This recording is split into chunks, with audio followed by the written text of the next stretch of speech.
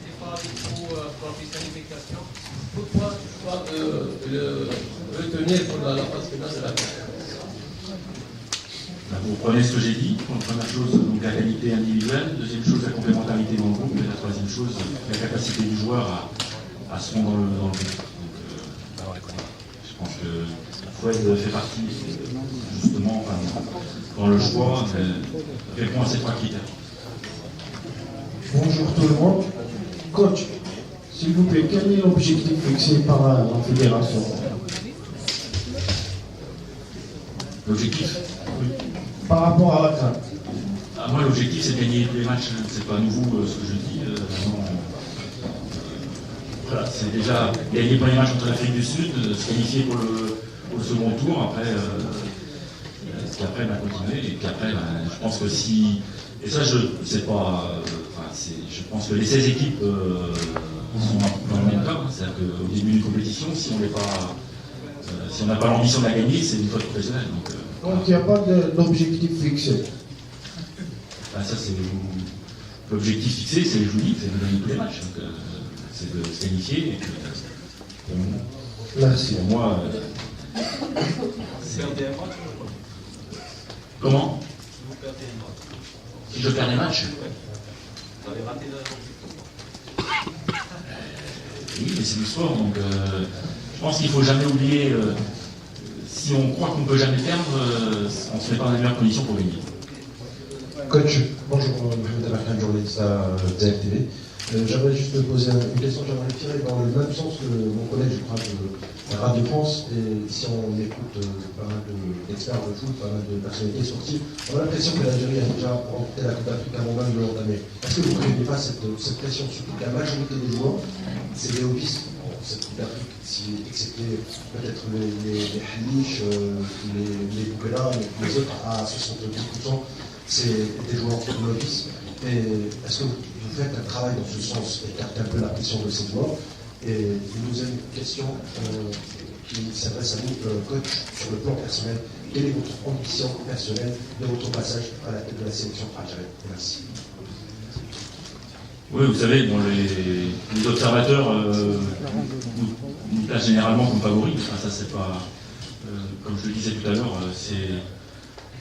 Quand on fait la compétition et qu'on croit qu'on a gagné avant, c'est en général très très mauvais signe. Donc, on a beaucoup d'ambition, donc il faut s'investir beaucoup dans la préparation de cette compétition. C'est ça la pression qu'on se met. Maintenant, pour le reste, pour ce qu'on peut dire, je crois qu'il y a de la qualité dans cette équipe. Il y aura des conditions auxquelles il faudra s'adapter évidemment, parce que c'est conditions climatiques, conditions de jeu. On a vu le match contre le Mali est aussi intéressant parce que justement on a vu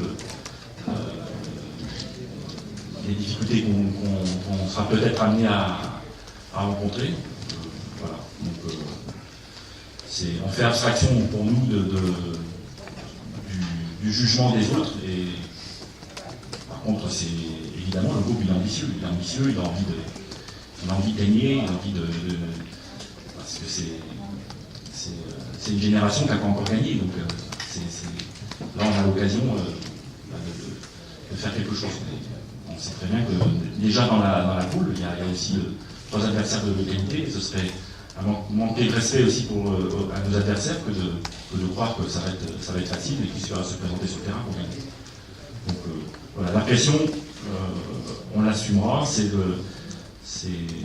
aussi la volonté pour nous de traduire ces ambitions. En ce qui concerne l'expérience, c'est vrai qu'on a des joueurs qui sont peut-être pas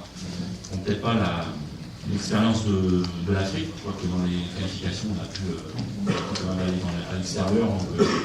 Pour moi aussi, j'ai vu les matchs en Éthiopie, j'ai vu les matchs au Malawi, au Mali. Et les joueurs aussi ont vu peut-être la différence avec des matchs qu'ils disputent dans le championnat européen. Et ce sont aussi des joueurs qui sont habitués à la pression, avec les joueurs qui jouent en Champions League, comme Yassine Brahimi, en Europa League. Enfin, c'est des joueurs qui ont quand même de l'expérience de ce côté-là. Je me fais pas trop de soucis. Et en ce qui me concerne, je ne vais pas répéter les mêmes choses. C'est la première. Quand j'étais venu, je viens avec une idée de jeu, de philosophie, et c'est aussi bien sûr pour gagner, parce qu'on ne fait pas du foot pour perdre. Donc évidemment là, cette compétition, elle est importante et j'espère avec un peu plus de temps dans la préparation, justement, aussi traduire peut-être sur le plan collectif encore, d'avoir davantage encore de cohésion par rapport au jeu que je prône et rendre l'équipe la plus compétitive possible. Après, j'ai dit, moi, il n'y a aucun problème, je ne suis pas ici pour un contrat, donc le jour où on me dit que ça se terminera, je prendrai les choses avec philosophie aussi.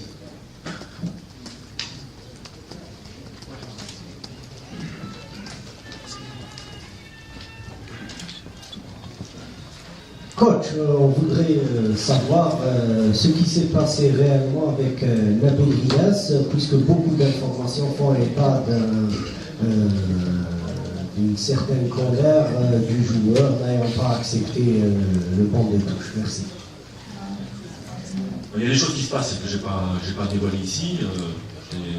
Je reviens à ce que j'ai dit au niveau des critères de sélection, la qualité individuelle, parce que ça il n'y a pas la complémentarité et puis la capacité à assumer le statut et une certaine frustration aussi qu'on peut avoir dans le. Il n'y a rien de. Pas de joueurs qui sont écartés de l'équipe nationale et des choix que je fais à un moment donné.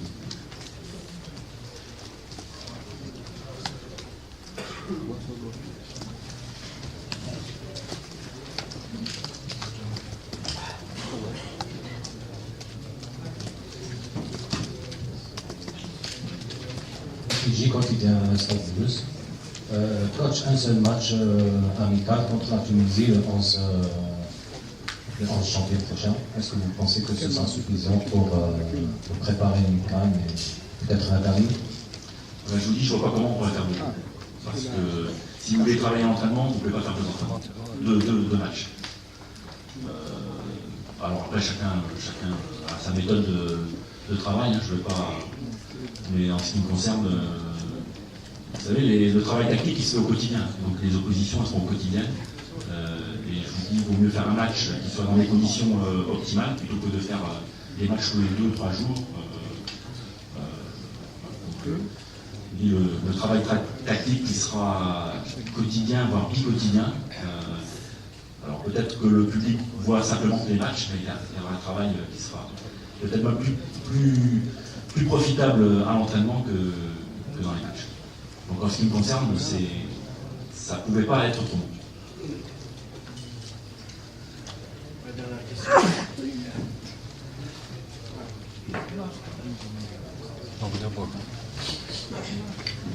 Coach, tout le monde se plaint des conditions qui règnent à Mongomo, notamment le terrain d'entraînement.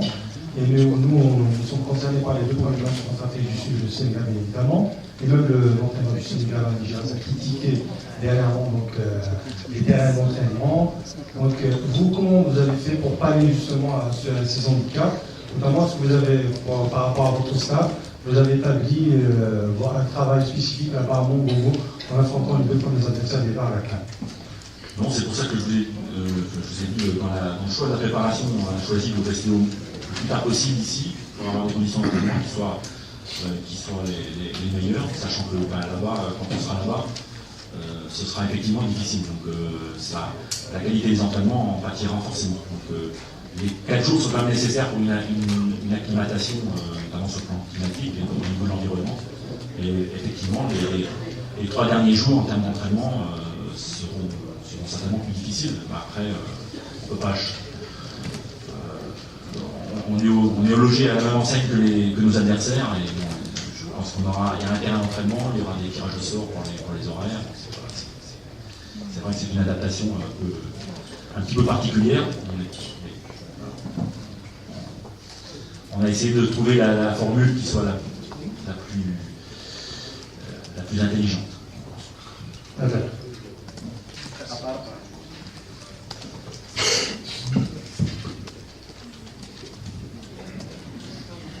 Bonjour, bonjour Cuf, Tariq Massine de la radio algérienne, la chaîne 3. Une question qui s'adresse spécifiquement à vous. Vous avez été entraîneur de club, vous aviez des joueurs constamment sous la main. En équipe nationale, c'est complètement différent. Vous voyez les joueurs de loin et vous n'avez que très peu de jours justement pour les préparer à une grande compétition. Comment est-ce que justement vous arrivez à combiner tout ça pour avoir une formation qui sera prête pour la Coupe d'Afrique des Nations? Oui, enfin, il y a une forme de frustration quand on est entraîneur de l'équipe nationale, évidemment, parce qu'on travaille sur le court terme, donc, notamment en termes de tout ce qui est la préparation athlétique. C'est pas dans des stages comme celui-là qu'on va faire. On peut changer les choses. Donc il y aura une préparation qui sera très individualisée, notamment en fonction du temps de jeu, notamment. Par contre, évidemment, la préparation est essentiellement sur le plan tactique pour continuer les automatismes sur un laps de temps très très court. Donc c'est quelque chose d'un peu nouveau pour moi, mais c'était aussi, en prenant une équipe nationale, je savais que c'était aussi un challenge que j'avais à relever. Maintenant, dans une compétition comme celle-là, ce qui est aussi plus intéressant, c'est que là, pendant 15 jours, je vais pas travailler avec eux de façon quotidienne, alors que dans les précédents rassemblements, on avait juste une journée de travail, puisque quand les joueurs avaient joué le dimanche, ils venaient le lundi, donc on travaillait le mercredi, après il fallait partir le jeudi déjà en déplacement, donc le temps de travail il est très court. Là, j'aurais au moins 2 semaines, alors c'est pas comme dans un club ou à Lorient que j'avais des années, mais c'est un challenge.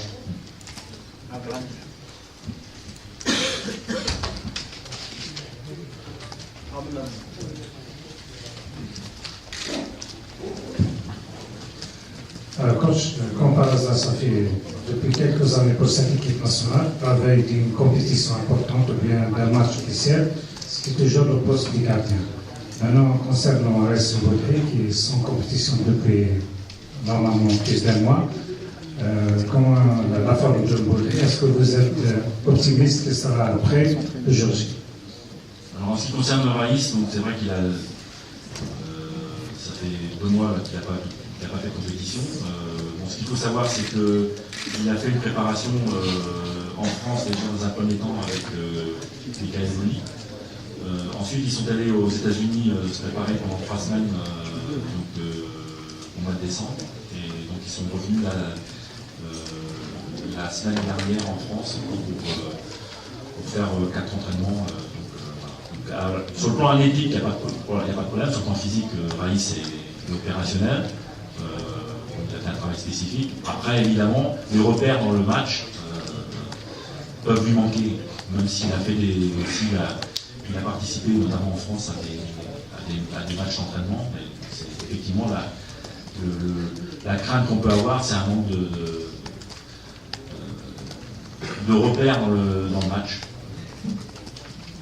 Mais bon, il n'y avait pas de possibilité de faire mieux en tout cas, et là les 2 mois en tout cas, Raïs a travaillé de façon spécifique et physiquement il sera prêt. Merci beaucoup coach. Merci à vous. Et rendez-vous demain à 16h, c'était à 100%.